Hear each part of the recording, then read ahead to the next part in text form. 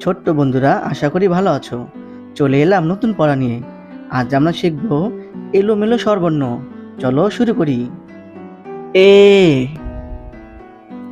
রসাউ, রি, ওই, স্বরে অ, ও, দীর্ঘউ, দীর্ঘ ই, ওই, স্বরে আ, রস্বই। ছোট্ট বন্ধুরা, আমি এখন আবার বলবো, তোমরাও কিন্তু আমার সাথে সাথে বলবে। চলো শুরু করা যাক। এ রসাউ, রি, ওই, স্বরে অ, ও,